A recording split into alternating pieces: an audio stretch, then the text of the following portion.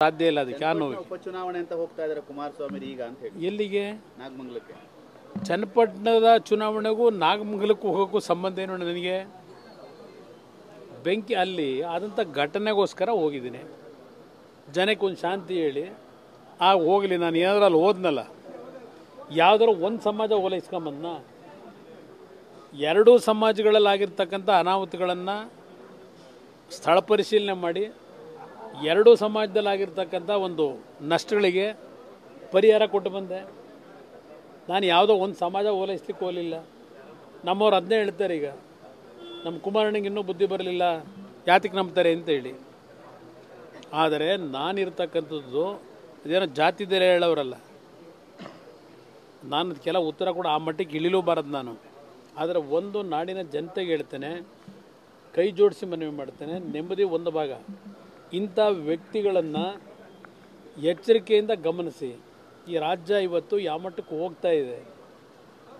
ಈ ರಾಜ್ಯ ಒಂದು ಶಾಂತವಾದಂಥ ರಾಜ್ಯ ಅಷ್ಟೇ ಅಲ್ಲ, ಅತ್ಯಂತ ಪ್ರಗತಿಪರವಾದಂಥ ರಾಜ್ಯ ಇದು. ಪ್ರಗತಿಪರವಾದಂಥ ರಾಜ್ಯ.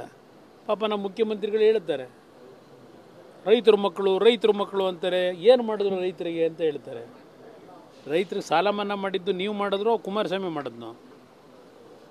ಇವತ್ತು ಹಲವಾರು ನೀರಾವರಿ ಯೋಜನೆಗಳು ನೆನೆಗುದಿಗೆ ಬಿದ್ದಿತ್ತು.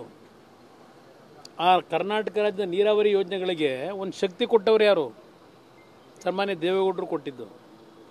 ಪ್ರಧಾನಮಂತ್ರಿಯಾದ ಮೊದಲನೇ ಸೈನ್ ಹಾಕಿದ್ದೆ ಕಾಂಗ್ರೆಸ್ ಸರ್ಕಾರದಲ್ಲಿ.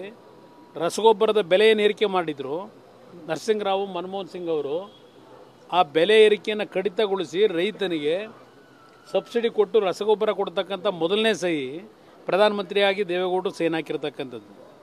ಯಾವುದೋ 2 ರೂಪಾಯಿನ ಕೊಡೋದಕ್ಕೇನೆ ಒಂದೊಂದು ವರ್ಷ ತಗೋತಾ ಇದ್ದೀರಿ. ಪ್ರೋತ್ಸಾಹಧನ ನಾನೇ ಕೊಟ್ಟಿದ್ದು. ಈ ಪ್ರೋತ್ಸಾಹಧನದ ಚಿಂತನೆಯನ್ನು ಮಾಡಿದ್ದು ಯಡಿಯೂರಪ್ಪನವರು ಮುಖ್ಯಮಂತ್ರಿಗಳಾದಾಗ 2 ರೂಪಾಯಿ ಕೊಡ್ತಕ್ಕಂಥ ಒಂದು ವ್ಯವಸ್ಥೆ ತಂದಿದ್ದರು ಹಾಲು ಉತ್ಪಾದಕರಿಗೆ. ಅದು 5 ರೂಪಾಯಿಗೆ ಹೋಗಿತ್ತು. ನಾನು ಮುಖ್ಯಮಂತ್ರಿ ಆದಾಗ 2ನೇ ಬಾರಿ 6 ರೂಪಾಯಿ ಮಾಡಬೇಕು ಅಂತ ಹೋದೆ. 6 ರೂಪಾಯಿಗೆ ನಾನು ತೀರ್ಮಾನ ತಗೊಂಡಿದ್ದನ್ನು ಇಂಪ್ಲಿಮೆಂಟ್ ಮಾಡದೆ ಸರ್ಕಾರ ತೆಗಿಲಿಕ್ಕೆ ಕಾರಣ ಯಾರು? ಇವರಿಂದ ಹೇಳಿಸ್ಕೋಬೇಕಾ ರೈತರಿಗೆ ಏನು ಮಾಡಬೇಕು?